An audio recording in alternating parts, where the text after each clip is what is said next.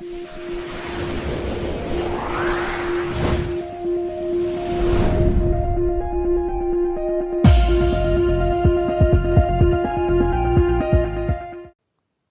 Friends, स्वागत है आपका अपने यूट्यूब चैनल जीके विद प्रेम पे। मैं हूं प्रेम सिंह और एक बार फिर आज अपनी बात करने वाले हैं विश्व इतिहास के टॉपिक पुनर्जागरण पे।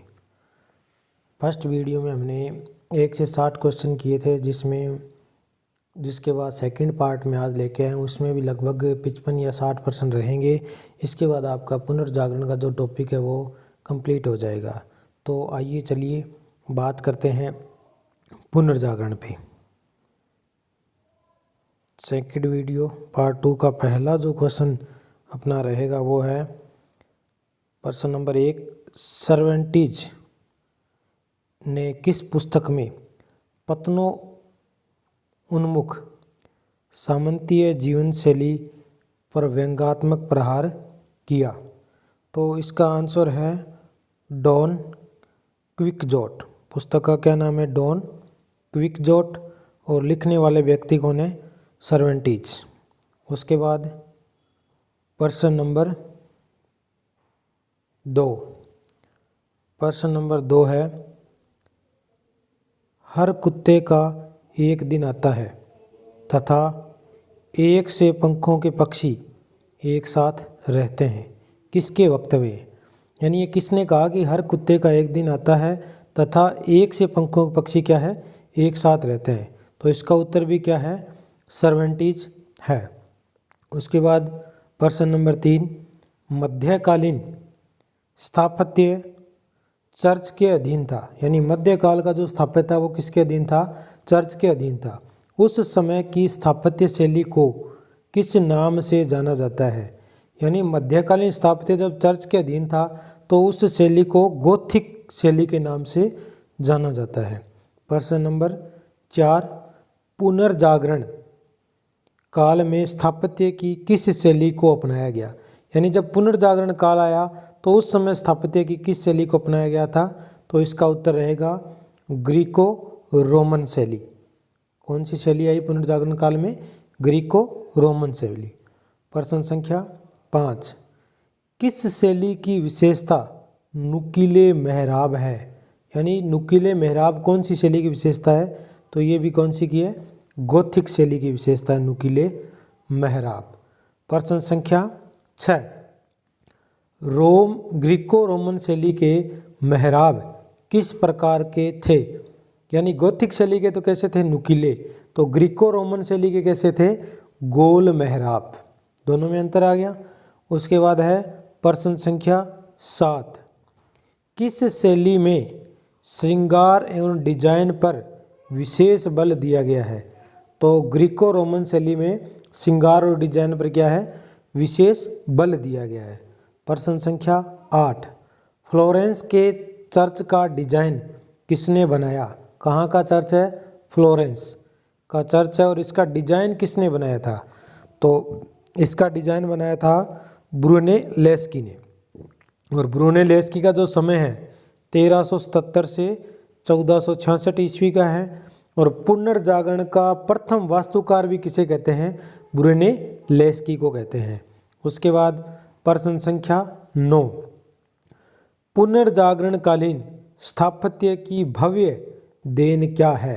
यानी पुनर्जागरण काल में जो स्थापत्य था उसकी महत्वपूर्ण देन क्या है? तो महत्वपूर्ण देन है रोम का सेंट पीटर गिरजाघर।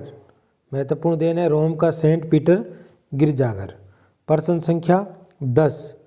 रोम के सेंट पीटर गिरजाघर का निर्माण किन 2 वास्तुकारों ने किया? कौन से गिरजाघर का? सेंट पीटर का। कहाँ पे है? रोम में।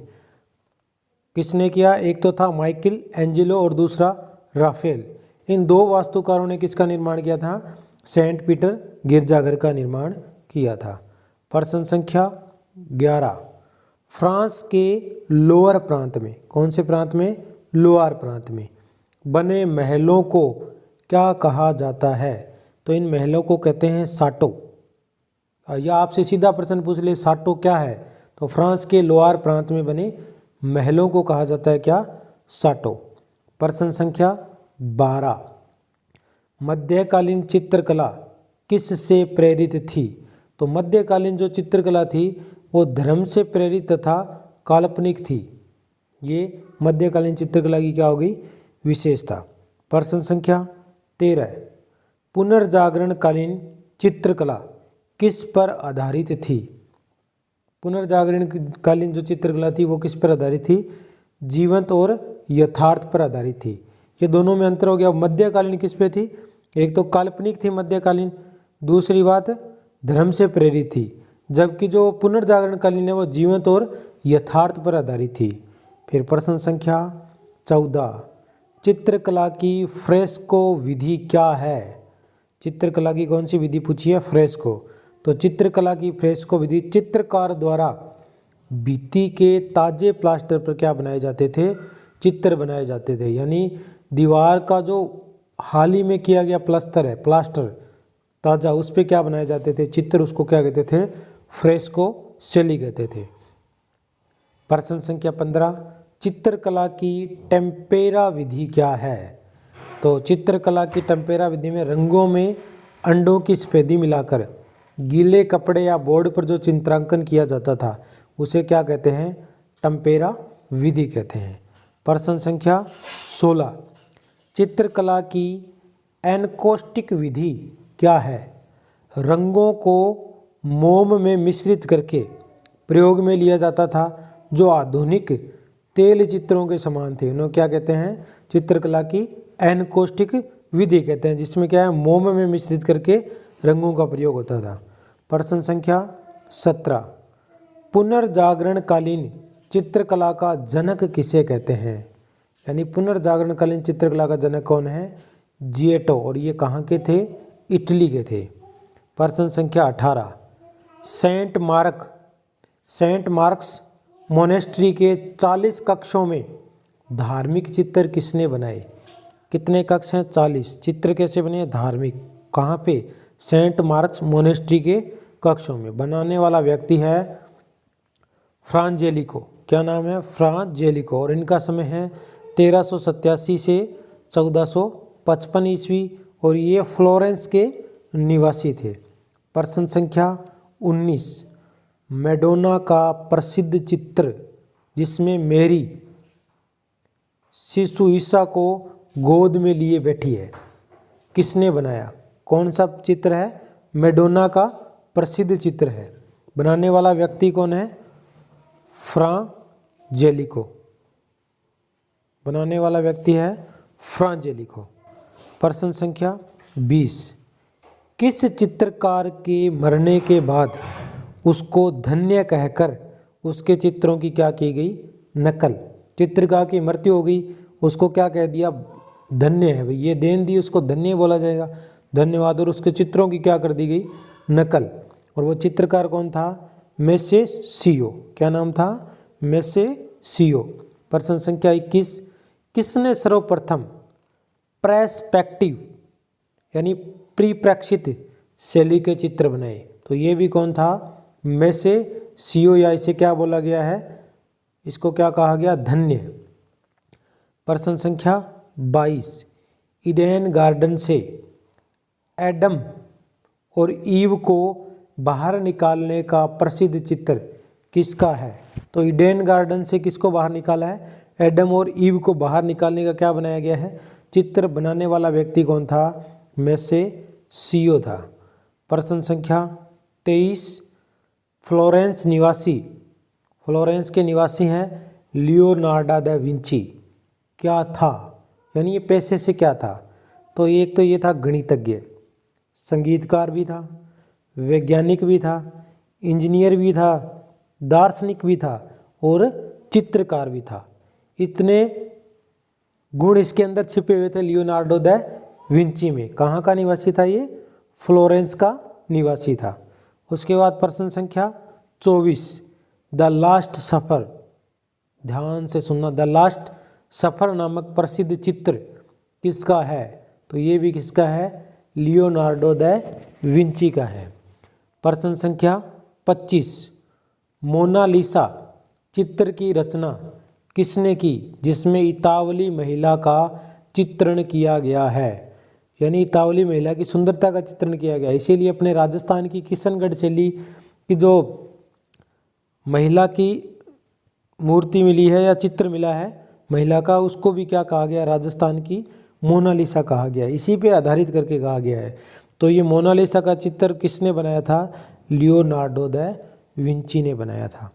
प्रश्न संख्या 26, वर्जिन ऑफ रॉक्स में वर्जिन मेरी और शिशु ईसा का सुंदर चित्रण किसने बनाया है। वर्जिन ऑफ रॉक्स में क्या बनाया है, एक तो वर्जिन मेरी है, सास में शिशु कौन है, ईसा, ईसा का बाल रूप, उसका सुंदर चित्रण किसने किया है, लियोनार्डो दा विंची ने किया है। प्रश्न संख्या 27, किसने रोम के सिस्टाइन गिरजाघर की छत पर श्रेष्ठ चित्रांकन किया। कहाँ का गिरजाघर है, रोम का सिस्टाइन गिरजाघर। क्या किया गया, छत पर चित्र बनाए गए जिनको कहा गया श्रेष्ठ, और बनाने वाला व्यक्ति कौन है, माइकल एंजिलो। कौन है, माइकल एंजिलो है। और माइकल एंजिलो का जो समय है 1475 से 1564 ईस्वी का रहा है, और उस क्षेत्र पर कुल 145 चित्र बनाए गए हैं। प्रश्न संख्या 28, रोम के सिस्टाइन गिरजाघर की दीवारों पर, यही रोम का सिस्टाइन जिसकी छत पर चित्रांकन किया गया, गिरजाघर की दीवारों पर बना द लास्ट जजमेंट चित्र किसने बनाया। तो ये किसने बनाया था, माइकल एंजिलो। एक तो आया लास्ट सफर, ये क्या है, लास्ट जजमेंट। बनाने वाला व्यक्ति कौन है, माइकल एंजिलो। और इस चित्र को बनाने में कितना टाइम लगा था, 8 वर्ष का समय लगा था इस चित्र को बनाने में। प्रश्न संख्या 29, ईसा की माँ सिस्टाइन मैडोना का चित्र किसने बनाया। यानी ईसा की मम्मी का चित्र है जिसे बोला जाता है सिस्टाइन मैडोना। ये चित्र किसने बनाया था, ये बनाया था राफेल ने। 1483 से लेकर 1520 ईस्वी के बीच का इनका क्या रहा है, समय रहा है। इसके अलावा राफेल ने एथेंस के स्कूल का भी क्या बनाया था, चित्र बनाया था, एथेंस के स्कूल का। प्रश्न संख्या 30, दस्ताने पहने हुए आदमी का चित्र किसने बनाया। तो ये बनाया था वेसेलो ने, और वेसेलो का समय 1477 से 1576 ईस्वी के बीच का समय है। प्रश्न संख्या 31, रंग मिश्रण की नवीन शैली किसने प्रस्तुत की, जिसमें क्या है, अंडों की सफेदी के स्थान पर तेल का प्रयोग होता था।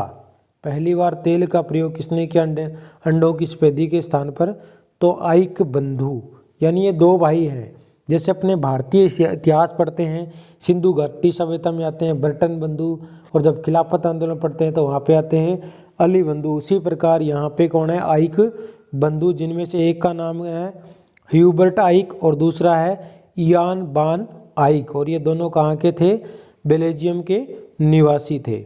उसके बाद प्रश्न संख्या 32, लाफिंग कैवेलरी में सैनिक के चेहरे की खुशी का चित्रण किसने किया।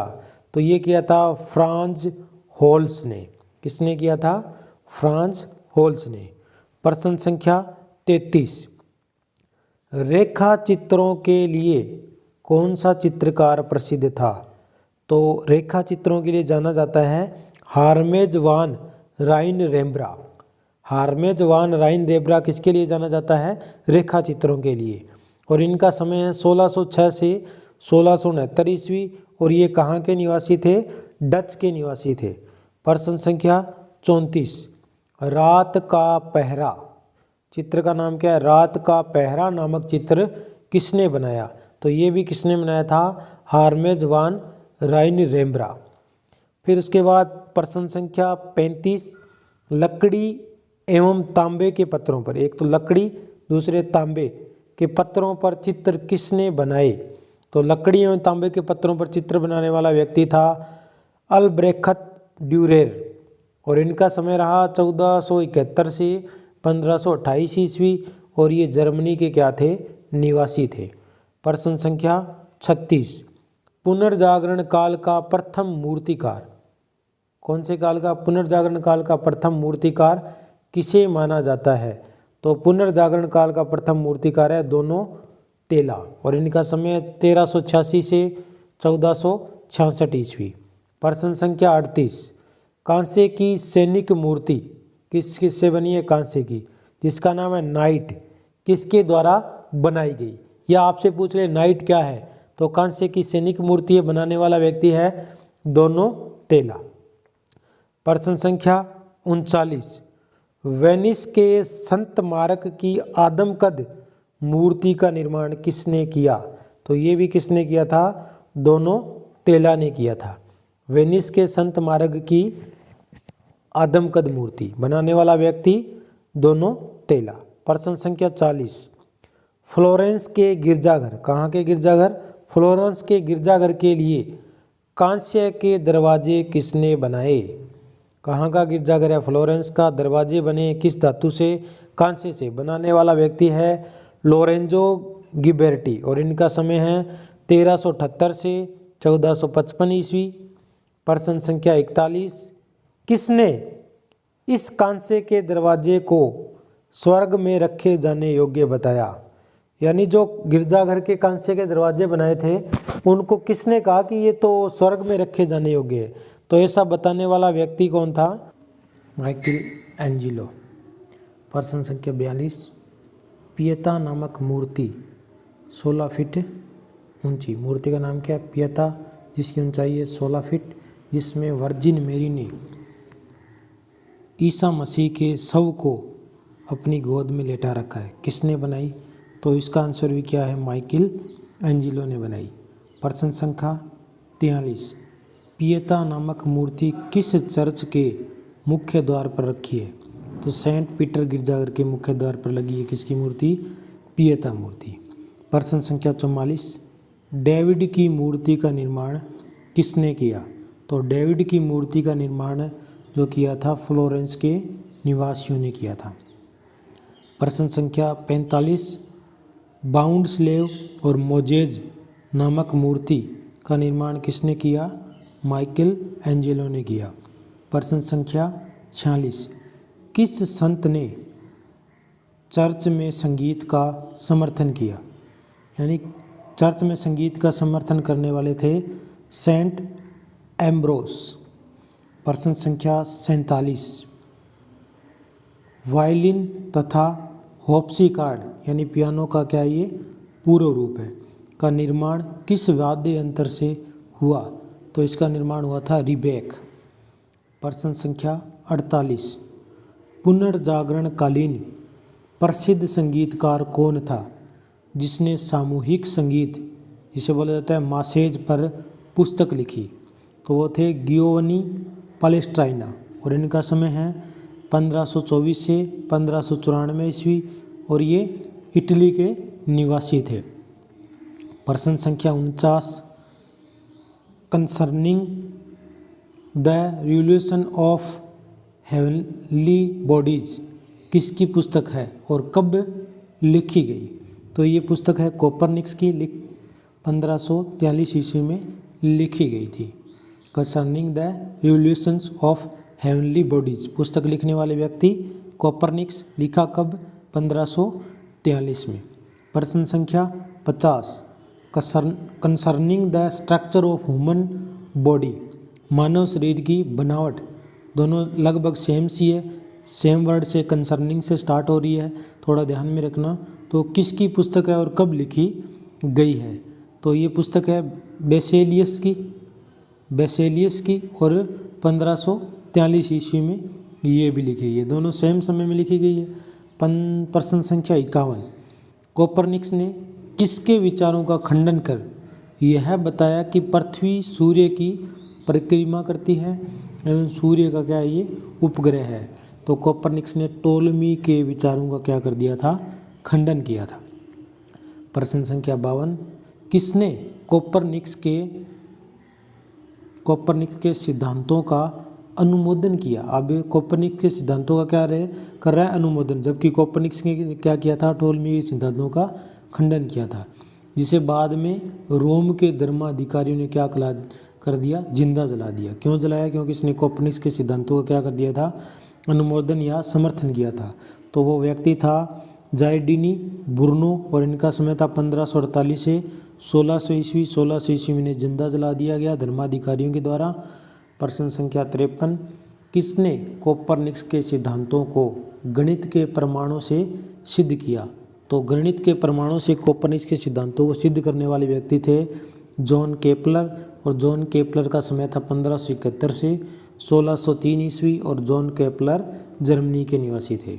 प्रश्न संख्या 54, किसने बताया कि ग्रह सूर्य के चारों ओर वर्तुल नहीं अपितु दीर्घवर्तीय पथ में क्या करते हैं, भ्रमण करते हैं? और ऐसा बताने वाले व्यक्ति भी कौन थे? जॉन केपलर थे। प्रश्न संख्या 55, गैलीलियो की विश्व को महत्वपूर्ण दिन नहीं देन क्या है? तो गैलीलियो की देनों में सबसे पहली है कोपर्निकस के सिद्धांतों की इन्होंने क्या की, पुष्टि की। दूसरा, टेलीस्कोप का क्या किया, आविष्कार। तीसरी देन है पेंडुलम का सिद्धांत। चौथी इनकी जो देन है वो है उल्का पिंडों की गति का क्या किया था, गैलीलियो ने विश्लेषण किया था। प्रश्न संख्या 56, रक्त परिसंचरण का सिद्धांत किसने प्रस्तुत किया? तो रक्त परिसंचरण का सिद्धांत देने वाले व्यक्ति थे विलियम हार्वे, और विलियम हार्वे का समय था 1578 से 1657 ईस्वी, और विलियम हार्वे इंग्लैंड के निवासी थे। प्रश्न संख्या 57, रसायन और चिकित्सा शास्त्र का संबंध किसने स्थापित किया? तो ऐसा करने वाले व्यक्ति थे पैरासेल्सस, जिन्होंने रसायन और चिकित्सा शास्त्र को आपस में क्या किया, संबंधित कर दिया था। प्रश्न संख्या 58, कार्बन डाइऑक्साइड गैस की खोज किसने की? तो कार्बन डाइऑक्साइड गैस की खोज करने वाला व्यक्ति था हेलमोंट। प्रश्न संख्या 59, दुनिया का चक्कर लगाने वाला प्रथम व्यक्ति कौन था? तो प्रथम व्यक्ति थे फर्डिनेंड मैगलन, और ये कहाँ के निवासी थे? पुर्तगाल के निवासी थे। प्रश्न संख्या 60, पुनर्जागरण का अग्रदूत किसे कहा जाता है? तो फ्लोरेंस निवासी दांते को क्या कहा जाता है? पुनर्जागरण का अग्रदूत कहा जाता है। इसी के साथ आपका विश्व इतिहास का एक टॉपिक जिसका नाम है पुनर्जागरण पूरा हो चुका है। और अगर पहला वीडियो किसी ने नहीं देखा हो तो मैं इस वीडियो के डिस्क्रिप्शन में उस वीडियो का लिंक दे दूंगा, पहला वीडियो भी देखें। और ये विश्व इतिहास जो इतिहास विषय से तैयारी कर रहे हैं व्याख्याता की, उनके लिए महत्वपूर्ण रहता है। धन्यवाद। अगर वीडियो अच्छा लगा हो तो लाइक करें, कमेंट करें और चैनल को सब्सक्राइब करें।